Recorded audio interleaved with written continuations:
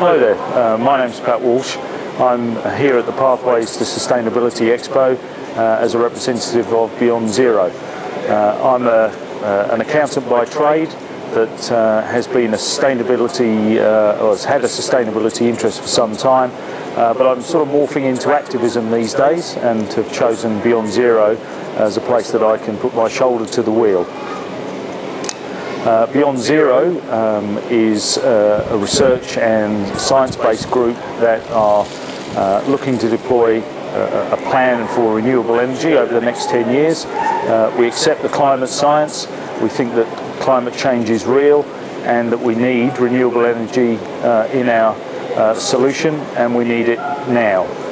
We're looking to change the political debate, move the debate on from what the problems are to what the solutions could be, and the Beyond Zero Stationary Energy Plan is a well thought out and well constructed piece of research that really is a beacon for the future and for Australia's response to renewable energy.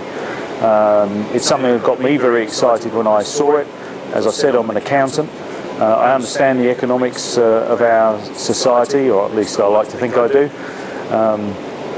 I also see that our political paradigm is driven by economic interests, and I think those vested interests and political interests are getting it wrong at the moment and unnecessarily confusing the populace and society, and Beyond Zero can help to do something about that. The plan itself and our contribution, hopefully, as I said, will change the political paradigm.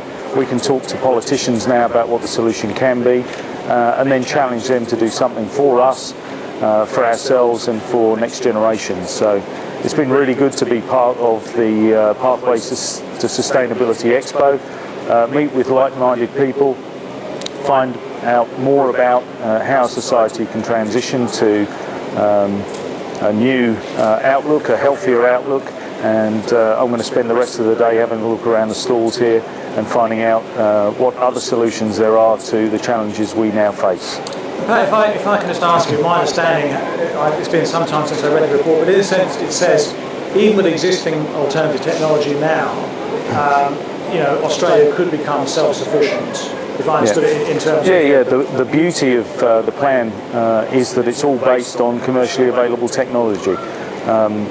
In other places in the world, wind power is now a significant contributor to base power and the requirements of society. Denmark already is producing 20% of its power from wind. The Chinese are embracing it in a huge way. They intend to have, by 2020, 150,000 megawatts of power generation from wind alone. But the other element of the plan, the major element, is the game-changing technology that we get from concentrated solar thermal, and particularly the molten salt storage that allows dispatchable power 24 hours a day. That's technology that was developed in the States in the 90s. It's being deployed commercially on a large scale in Spain right now, and most Australians would understand we've got fantastic sun resources, solar resources in this country, and this is an opportunity we can exploit and become world leaders. But that last point you made gives the lie. One of the key objections over time has been, well, you can't do baseload, alternative power can't do baseload, but in fact through those technologies, concentrating solar and the use of molten salt, in fact that problem's been overcome. Yeah, exactly, and that is the game-changing technology. We now have dispatchable power 24 hours a day that can augment the power that we can generate from wind, and we see that as a very exciting change and something that the politicians should take notice of in Australia, as they have in other places in the world. Yeah.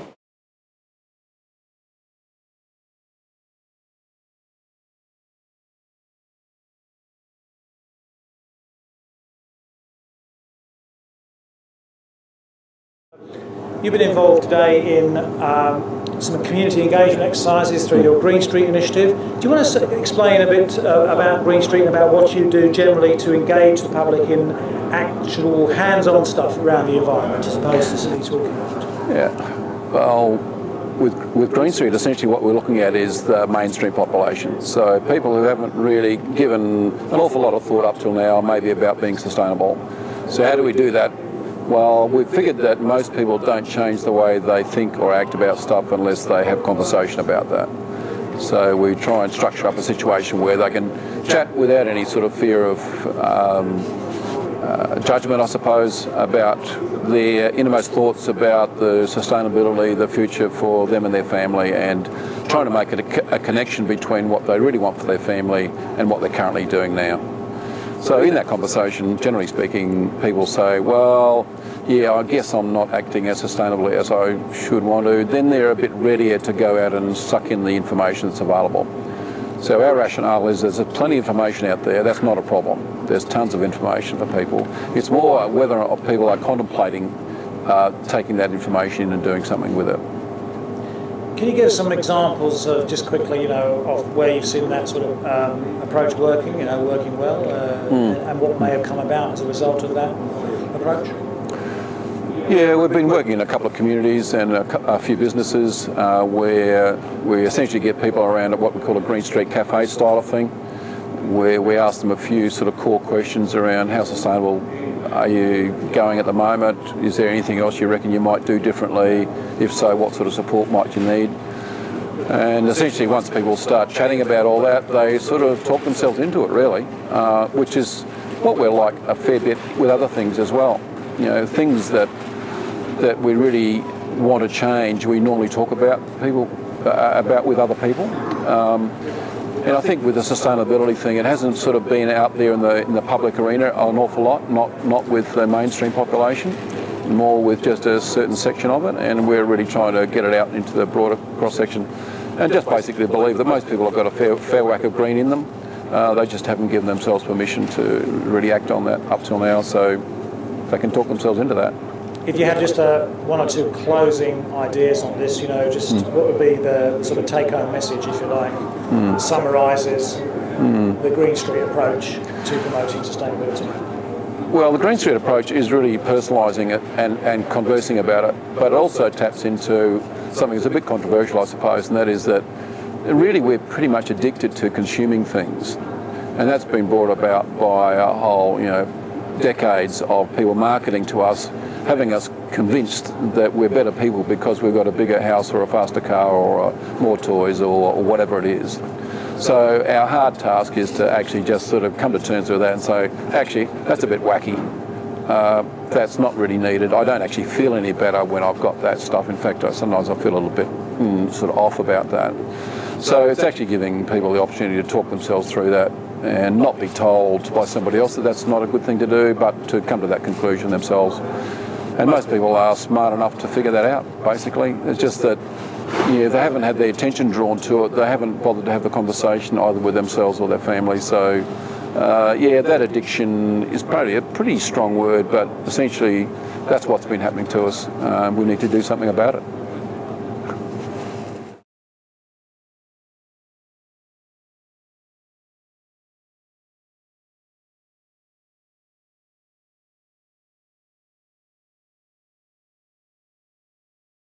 Yes, it's wonderful to have the time out here at the Pathways to Sustainability today, because it's time out to really think about how far we've come and how far along the pathway that we're heading, and we know it's a long pathway, and to actually have some reflection time. So that's how it's been for me. I'm an Australian rep on several UN boards, and maybe next month I'll even be on the World Bank community panel, because World Bank generally doesn't communicate or get community input on the way that it funds projects, either large ones or small ones. However, that all sounds very flash, but if you can't do it in your own backyard, you're not doing anything at all. You're just talking policy or talking practice or just learning lots of wonderful research.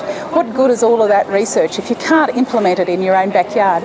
And I come from far north Queensland, but I live in Brisbane for the last 20 years, and it's very important that southeast Queensland as a region, because we don't have a lot of borders through the southeast Queensland region, operates well together. And having time out like World Environment Day with all the 8 to 15 activities that we've had in the last 3 days, we've had to Friends of South East Queensland has a presence of about 8 of those events. So I'm here at this event because I promised Hope Australia I would do so. Hope Australia was established about 10 years ago, the same time as Friends of South East Queensland did so, and we were a result of an international conference here called the Earth Charter. The Earth Charter is fundamental to it's our founding principles for Friends of South East Queensland, and we do 6 functions: share, appreciate, analyse, evaluate, be a watchdog and advocate. But I'll talk a little bit more about those sorts of things. They're the sorts of ways that we help and we do things in our own backyard. But before I get on to that, I really must say why I'm making a big fuss of this photo. Yay! This is a poster, but it's a poster of the original artwork done by the Aboriginal women back in 1982 to be our Australian representation for the time we signed up for World Environment Day. And that was, of course, 1982. But the rings here are the relationships between people and the environment, and all the rings connect with other rings. So this connectedness and interconnectedness is what sustainability is all about and what World Environment Day is all about. I thought it was fairly important to pull this off someone's wall and to share this at this Pathways to Sustainability today.